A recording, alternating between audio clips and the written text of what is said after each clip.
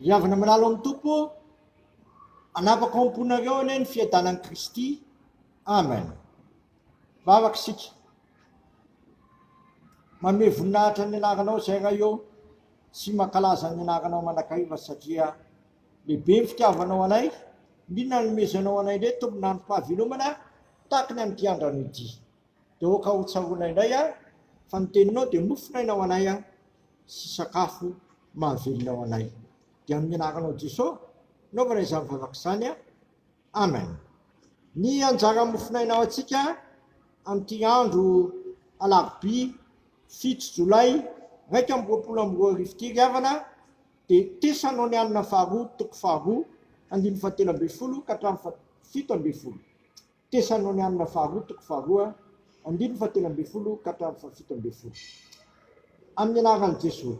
Fa izay tsy maintsy misaotra n'Andriamanitra manakariva ny aminareo rahalahy malala amin'ny tompo satria Andriamanitra efa mifidy anareo hatramin'ny voalohany azo famonjena amin'ny fanamasinana ny fanahy sy ny finoana ny marina, sady ho amin'izany koa ny nitsoina anareo tamin'ny filazantsaranay azonareo ny voninahitra Jesosy Kristy tombontsika. Kotomera tsara rahalahy, azo ny fampianarana natolotra izay nampianarana anareo na tamin'ny teninay na tamin'ny epistilinay. Ary Jesosy Kristy tombontsika sy Andriamanitra raitsika izay efa tiantsika ka nanome antsika fampionana manakizay sy fanantenana tsara amin'ny fahasoavana no ampionana ny fonareo ane sy ampaheranareo amin'ny asa sy ny teny tsara rehetra. Ray masolo manamasinanay amin'ny fahamarinana, ny teninao ny fahamarinana. Amen. Eto amin'ity lahatsoratra masin'ity riavana dia mazava ny ambaran'Andriamanitra amin'ny alalan'ny filazantsara ny Jesosy Kristy tombontsika, satria ambara fa efa tiantsika izy ka nanome antsika ny fampinonana mandrakizay sy fanantenana tsara amin'ny fahasoavana. Zany ny votoatin'ny filazantsara. Andriamanitra efa tiantsika sy nanome antsika ny fampinonana ary ny fahasoavana mandrakizay. Koa eo anatrin'izany, inona no tokony ataoko sy tokony ataonao? Manaiky izany antson'ny tompo izay nifidianany antsika sy niantsoina antsika ho amin'ny fitiavana sy ny fanafana ary fahasoavana, hanampy fahasoavana ho amin'ny fiainantsika izany. Koa eo anatrin'izay dia mila mihaino tsara ny tenin'Andriamanitra isika ary mila manatanteraka izay voalaza ny tenin'Andriamanitra.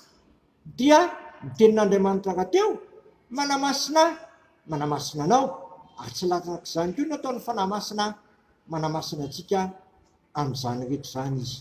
Koa aokantsika tsy ekerika foana fa nanafatokiana sy hanana finoana izany antso ny tompoko izany ka andeha araka izay nampianarina antsika sy miazona izay tenin'Andriamanitra izay nambara tamintsika.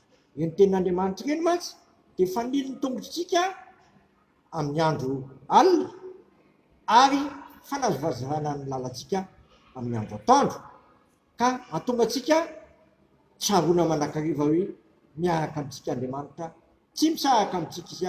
Tsika rahateo mila mitoetra tsara ho aminy ary mila miorina tsara ho aminy ambara-pahatonga ny Kristy eny amin'ny lanitra, satria zava-dehibe no omenantsika sy manana antsika araka ny voalaza eto dia hoe ny voninahitry Kristy Jesosy tombontsika nomeny antsika any am-parana.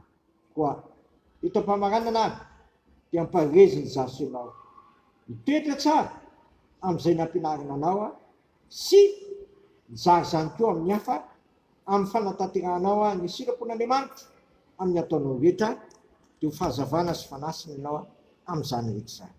Amen. Tanterahany tompo ndeha vavaka isika. Misaotranao izay raha eo noho ny amin'izany teny mamy izay nomenao anay izany. Mampahafantatra anay ny alehibe ny fitiavanao satria efa tianay tokoa ianao ka nanome anay ny zanakao ho fanafahana sy famonjenao anay.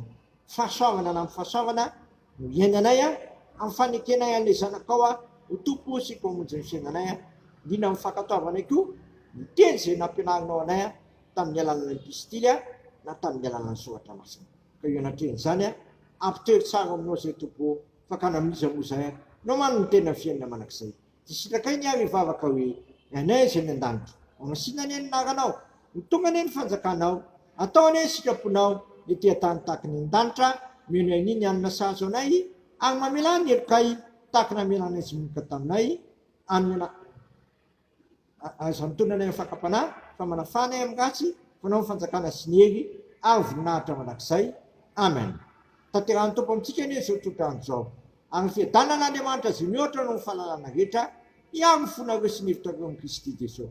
Matuk sinyang tanaywa sa tijan na nifsan. Amen. Funata ni wana demanta giganya, am dinagan gay, sinsanaka ang fanamasna. Amen.